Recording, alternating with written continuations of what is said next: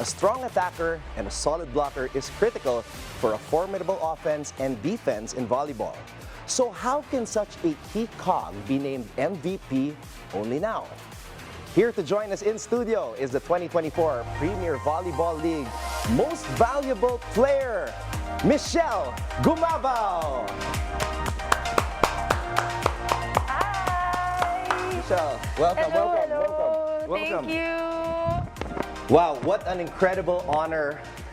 Michele, you are officially the first PVL player to join us here at the Billionario News Studio. So I want to say, on behalf of everybody here, thank you so much for the time. Oh, wow. Okay. Hello. Thank you for having me. And of course, Anton, always. Thank you so Ever much. since. Ilan years na ba? Yeah, Michele and I have known each other for a long time, covered her when she was in LaSalle. We've done all kinds of interviews, interviewed you at the end of your championships in the UAAP, Yes. interviewed you when you were still with Bukari, interviewed you nung nag-beauty queen ka, and now as a Grand Slam champion with the Creamline Cool Smashers. 9 championships out of the 10 Yes. Creamline championships. Michele, how do you feel that you're part of, right now, the best volleyball team in the entire country? So proud because lahat talaga ng pinaghihirapan namin, it all pays off in the end. And just so lucky because I'm playing with people that I love. Na every time we step into the court, whether it's during practice or during the game, we're happy to be playing alongside each other, fighting alongside each other, literally and figuratively. Kasi when it comes to practice, kailangan nandun talaga yung healthy competition. And in a team like Creamline, that every day is a competition for us, for playing time for the spot, talagang everything is a challenge for us. And I'm so happy that in Creamline, it's something that is healthy and it's something that pushes us to be better every single time. So I would say it also is one of the secrets then why Creamline is successful is because of the lineup that we've had that has been preserved ever since. Yeah, it also boils down to the management and the vision also with the players that come together for this team and for the cause of Creamline.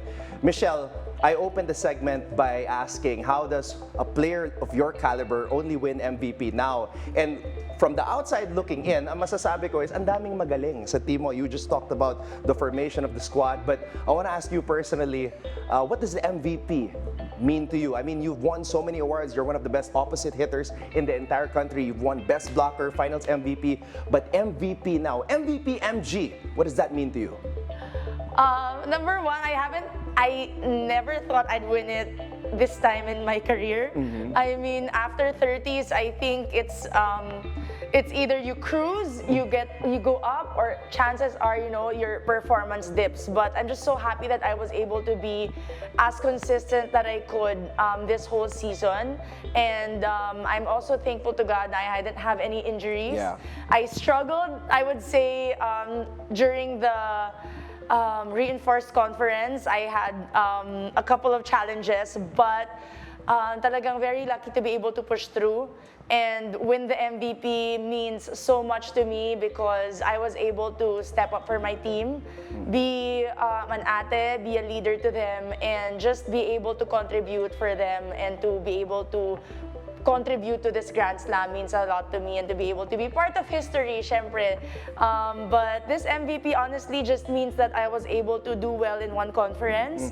It doesn't mean that you're the best. It doesn't mean you have a set future for yourself. Volleyball is all about consistency, and winning once is not enough, and that's why Creamline, I say, we can be consistent given the 10 titles that the team has had. So, hanggat di pa ako nakaka-10 MVPs, saka ako na siya siseryosohin.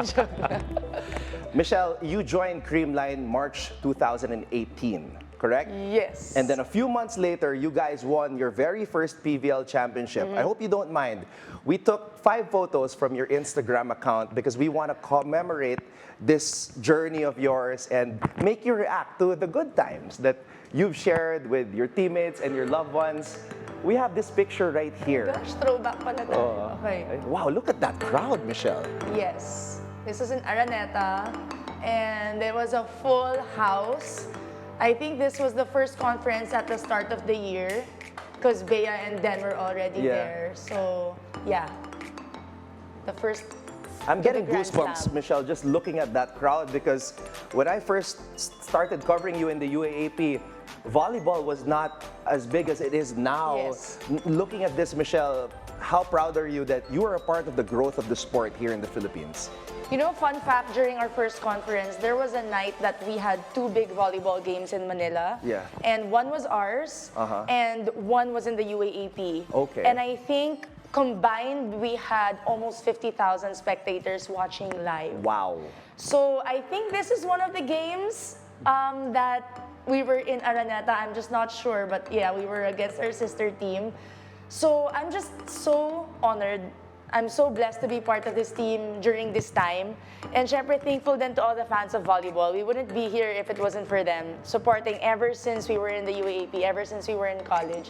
And to all the fans who really watch the games. Because Anton, honestly, hindi mura yung ticket. I mean, you know, it's gotten pricier through the years.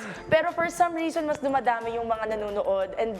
And it goes to shows that hindi kami nawawala ng supporters na dadagdagan pa. So I'm just so happy that a lot of people enjoy the sport that we love, enjoy watching, enjoy supporting. So nakakatuwa talaga.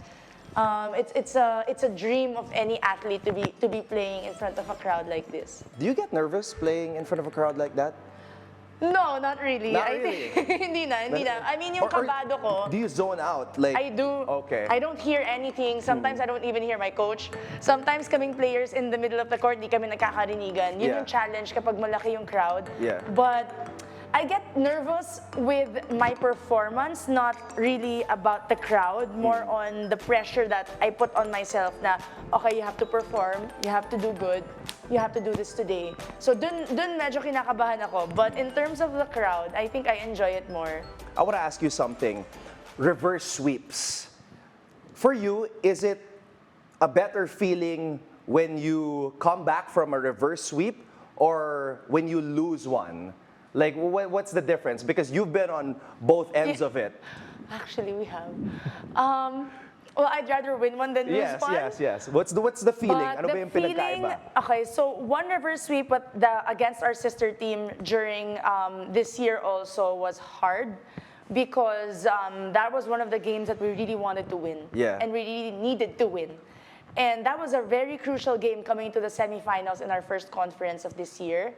And grabe yung lungkot after nung game na yun. Yeah. Kahit ako, I don't think I was able to sleep that night. We had training the next morning at 6 a.m. Wow. And parang wala pa akong tulog, dumiretso na lang ako ng practice. Kasi sobrang sakit nung pagkatalo namin noon, knowing that we were going up against Petrogas and Cherry Tigo after that. So, yeah, wouldn't want to go back to that moment. But I would say that moment really helped us put the pressure on, wake up, and drive us all the way to the finals. And siguro winning a reverse sweep against Cignal in our semifinals, that was one of the games that I think I told myself, grabe, I think I cried during that game, maybe a little bit. Wow.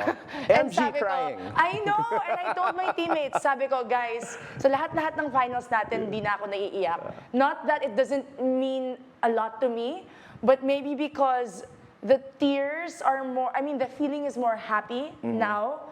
And that moment, talagang hindi ko na napigilan, naiyak talaga ako. And like looking back at it, I honestly had moments in that game na sabi ko, shucks, kaya ba namin to?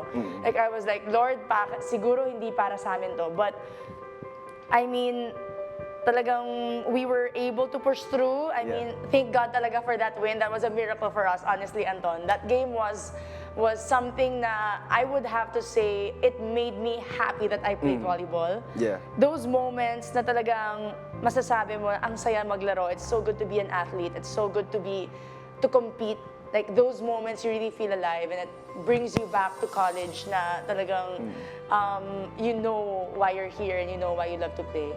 The reason why I was a little bit surprised, like MG crying, because you're one of the fiercest competitors that I've ever known. And for you, obviously, there might be some players that motivate you. Do you have any top 5 rivals or teammates that come to mind throughout your volleyball journey? Sige, from the beginning, let's start. Yeah. Medyo matagal-tagal na yun. Siguro, one of the players that I really wanted to go up against in college was, of course, Eliza. The pressure blocking her is something really difficult, especially Eliza back in college. Iba talaga yung leadership din talaga niya noon because siya rin talaga yung go-to ng team niya. And it was so hard going up against her because ang daming daan ng bola niya and ang taas-taas yung tumalon. But yeah, the pressure back then, and Coach Ramil would always like shout at me kapag nakakapuntos or kapag hindi ko na nga nagagawa yung trabaho ko. So I would consider her one of the biggest rivals I had in college. Siguro moving on, also back in college, I would say si Phil. Phil, you know, kahit looking back, sobrang hirap talaga niyang ma-block din, even when she became my teammate in Creamline. Sobrang dulas ng bola niya, ang dami talagang daan. So many other, I think so many other players also back in college that I loved going up against, but iba kasi talaga pag Ateneo Lasal. So I would have to say the both of them. And after, one player in pro that I really am challenged siguro to block is Ces Molina from Cignal. Okay. She is a very versatile player and veteran na rin talaga. So ang dami din talaga niyang kayang gawin with any set that she receives. In pro, I would have to say my two teammates. Pons, nas number 1. Yep. Actually, lahat sa Creamline mahirap lang. Lalo si Rose Vargas. Joke lang. Shout out Rose Vargas. Sobrang lakas ng bola. Anton, you should come to practice and experience it. But yeah. We'll do that. We'll do that. We'll set that up because I want to see how you guys train also. Yeah, but the two players siguro from my team na masasabi ko, just to complete the 5, would be Pons and Gemma. They're two players that really know how to think of scoring, how to score a point. Yeah. It's not really just power with them. Sobrang daming kailangan mong bantayan. And siguro to finish everything, all the imports na kailangan kong i-block. Because as a opposite spiker, whenever it's reinforced conference, ikaw yung magbablock sa lahat ng reinforcements ng lahat ng team. So, it's a big challenge, and I think all the imports are all equally skilled, and they really want to compete when they come here. So I have to never forget to include them. MG, look at my phone. It's Creamline colors. So I have a little something for you. I'd like to call this quick set. It's basically another name for word association. I hope you're ready for this. This is something that I always do, kind of a tradition. Every time I get an exclusive one-on-one with a player. Are you ready? Hindi kami nag-practice ha. Wala Kahit talaga. magkaibigan kami, hindi niya ako kinoach dito. Okay, let's go. Okay. Creamline. Happy. MOA Arena.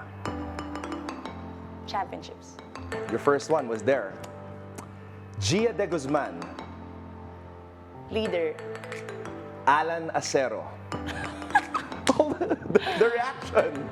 Agamula. Agamulak ng Creamline. Okay. Ella de Jesus. Oh, my snack friend. Sherwin Meneses. Idol. Idol, coach. Idol. Boss. Pwede din, boss. Erica Staunton. Legend. And ngayon lang siya naglaro dito sa Pilipinas, di ba? Eliza Valdez. Dami! Hindi ko kaya. It's crazy though how most of the people I'm mentioning here are Atenean. I know. Teammate mo na ngayon. I had an easy time with everybody but Eliza. Eliza. Sige. Captain. Ito yung huli, yung pinakamahirap. Coach Aldo Panlilio. Forever. Sana. Kailangan. There's something that we want to show you actually. What? Because last August, you did make a post on Instagram, August 8th, right? 8 years together, Yes. 8 to infinity. Yes. Man, I want to say congratulations, Michelle. Thank you. Yeah, Thank congratulations. you so much. And all the best. You've achieved so much in your career, and all the best to you and Coach Aldo. Thank you so much, Anton. Thank you also for giving us a chance to talk about the championships and Creamline. I'm sure everybody is still on the high celebrating. Final message to all of your fans. First of all, to our management, to Sir Jonathan, Sir Alan, yung very own agamulak namin, Sir Rolly, and of course, Attorney Lily. Ma'am Liz Ann, thank you so much for all the patience to support this whole season. To each and every coach of the Creamline Cool Smashers, thank you po sa inyong lahat, sa mga coaches namin dahil sa pahinga, sa rest na binigay nila sa amin after the season. To all of our fans and supporters who never cease to amaze us and show up and cheer and support, maraming salamat. And to all the volleyball fans, I know this is just the beginning for all of us. A lot more interesting, exciting, and games to watch out for. So I hope that you never get tired of watching live and never get tired of all the support. Maraming salamat po sa inyong lahat. To all the Creamline fans, mahal na mahal namin kayo, and thank you so much. We'll see you back at the court very soon. There you have it, MVP MG Michele Gumabao. Michele, thank you so much for joining us tonight right here on the Scorecard. Thank you, Anton. Thank you, guys.